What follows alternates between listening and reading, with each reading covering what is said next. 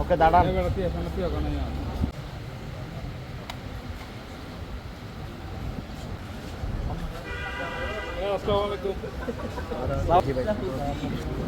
গোরান গোরান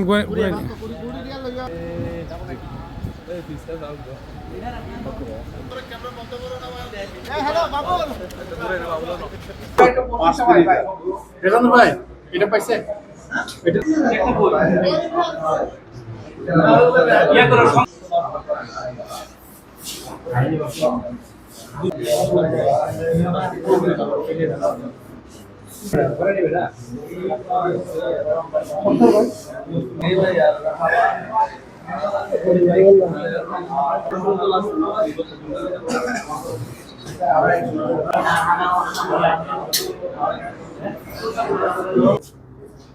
উক্ত তথ্যের ভিত্তিতে অক্টোবর আনুমানিক 4:20 ঘটিকার সময় চৌকস আভিযানিক দলটি উল্লেখিত স্থানে অভিযান পরিচালনা করে র্যাবের উপস্থিতি টের পেয়ে দৌড়ে পালানোর চেষ্টাকালে আমরা দুজন ব্যক্তিকে আটক করতে সক্ষম হয়।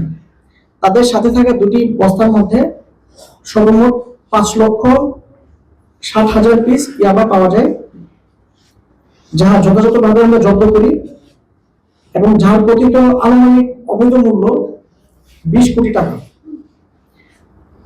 ধৃত ব্যক্তিদের জিজ্ঞাসাবাদে তারা নিজেদেরকে মায়ানমারের নাগরিক বলে স্বীকার করে।